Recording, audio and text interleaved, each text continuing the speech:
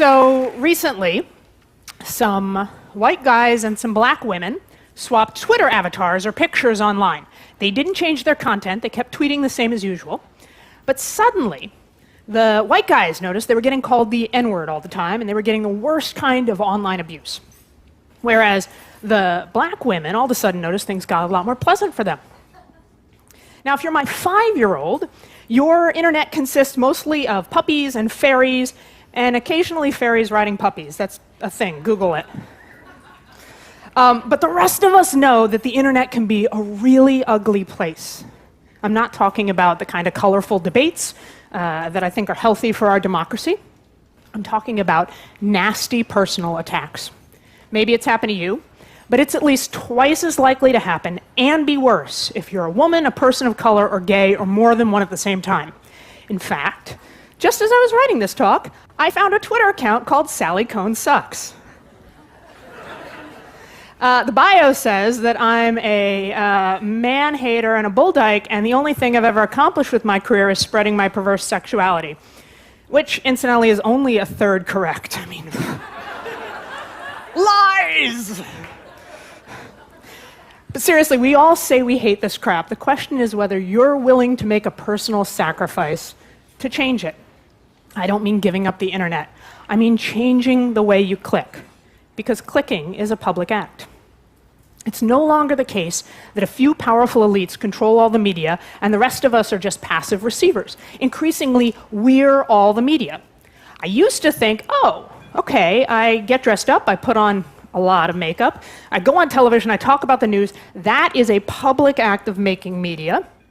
And then I go home and I browse the web and I'm reading Twitter, and that's a private act of consuming media. I mean, of course it is, I'm in my pajamas. Wrong.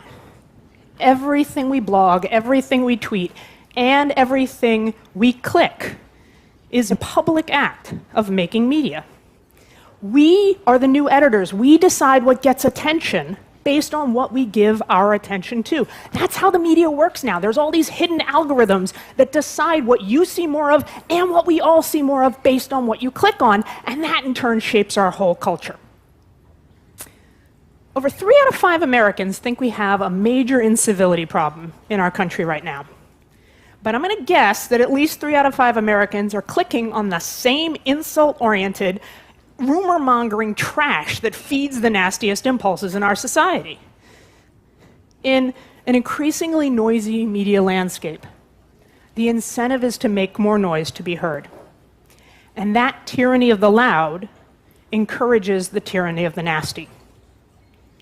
It does not have to be that way. It does not.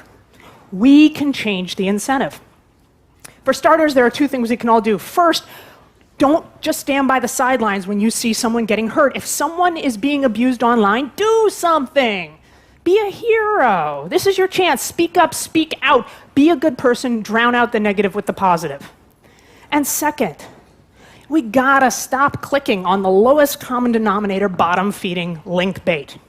If you don't like the 24/7 all Kardashian all the time programming, you gotta stop clicking on the stories about Kim Kardashian's side boob. I know you do it.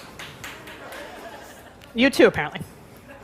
I mean, really, same example. If you don't like politicians calling each other names, stop clicking on the stories about what one guy in one party called the other guy in the other party. Clicking on a train wreck just pours gasoline on it. It makes it worse. The fire spreads. Our whole culture gets burned. If what gets the most clicks wins, then we have to start shaping the world we want with our clicks. Because clicking is a public act. So click responsibly. Thank you.